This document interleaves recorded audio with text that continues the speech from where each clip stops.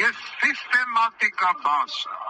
աստորեն ստիպված եմ տարին 1, 2, 3 անգամ անընդհատ այս հայտարարության տեքստը եւ բովանդակությունը թարմացնել։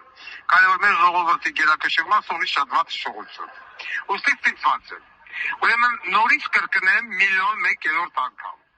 Վարդան Ղուկասյանը չունի ոչ մի հարազատ, ոչ քույր, ոչ եղբայր, ոչ մորքուր, ոչ քեռի, ոչ հորողբեր, ոչ հորքուր, ոչ մեկ։ Վարդան Ղուկասյանի ամբողջ մանկությունը անցել է հոկտեմբերանում, համար 4 միջնակարգ դպրոց, Երևանյան 20 շենք, կամ անցել է բանակով, անցել է ռազմական ոստիկանությունով, անցել է դպրոցներով եւ այլն։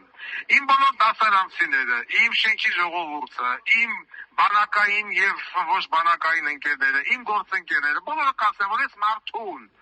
37 տարի ես ապրել եմ Հայաստանում, այս մարդուն ճանաչելով, մենք չենք տեսել ոչ քուր, ոչ աղբեր, ոչ մորքուր, ոչ քեռի, ոչ էլ, միգուցե այդ մարդիկ ֆիզիկապես կան, այո կան, բայց ես այդ մարդկանց հետ ոչ մի առնչություն չունեմ, նա որ մեկը գա կանգնի իմ դենասը ես քո հորքուրն եմ, ես քո հորողբերն եմ, ես կասեմ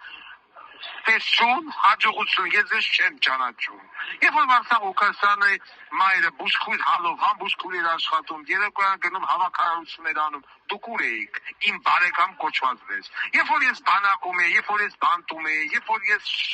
չգիտեմ դպրոցում էի, ուր էիք, դուք չկայիք։ Հիմա որ Վարդան Ղուկասյանը էտա դառել է քաղաքական ֆիգուր, օրը մեկ ալում ասում է, ես եղբայրն եմ, ես քուրն եմ, ես մորքուրն եմ, երեսեն եմ, մեռանք ասելով, բացատրելով։ Միգուցե Վարդան Ղուկասյանի հայրը